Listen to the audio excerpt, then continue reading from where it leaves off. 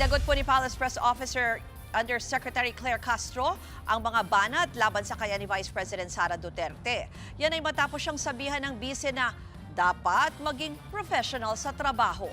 At live mula sa Pasig City, may Express report si Maricel Halili. Mase, ano ba naman ngayon ang bagong pahayag ni Jose Castro?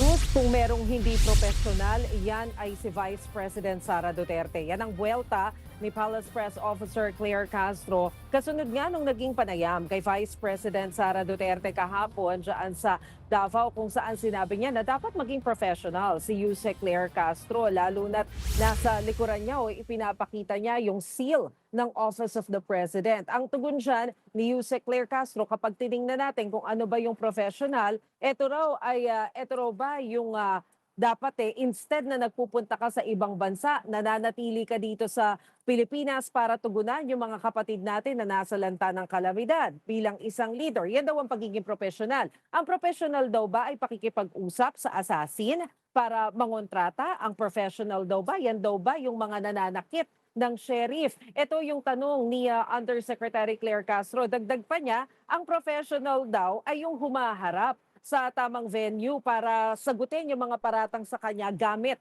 ang mga ebidensya. Kung wala raw sa panuntunang ito yung sinasabing professional, baka dapat questionin. Ano nga ba ang kahulugan ng pagiging professional? Naritong sinabi ni Undersecretary Claire Castro.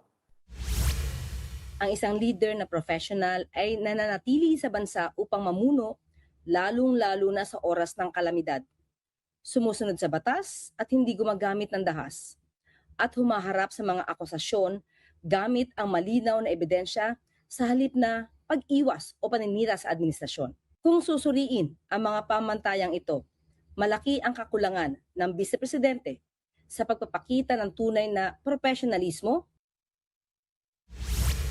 Ruth, matatandaan kasi natin na yung pinakahuling travel authority na ibinigay kay Vice President Sara Duterte ay hanggang noong July 31, kung saan nagkaroon nga siya ng personal na biyahe sa iba't ibang bansa. Kabilang na dyan yung pagbisita niya sa The Hague dahil as we all know, nakakulong doon ang kanyang ama na si dating Pangulong Rodrigo Duterte. Pero dagdag pa ni Undersecretary Claire Castro, ang mahirap daw kasi kapag hindi na kayang sagutin yung mga mensahe ng Malacanang tungkol sa Vice Presidente, idinadaan na lang daw sa mga paninira. Naritong sinabi ni Jose Castro. Kapag hindi niya nasasagot ang aking mga nasasabi, magsisimula na siyang mamersonal at manira ng walang basihan. Hindi iyan professional. Yan muna ang latest. Balik sa iyo, Ruth. Yan po ang Express report ni Maricel Halili live mula sa Pasig City. Mga kapatid, Ruth Cabalco, para sa mabilis na pasada ng mga balitang dapat niyong malaman, mag-follow at mag-subscribe sa social media pages ng News 5.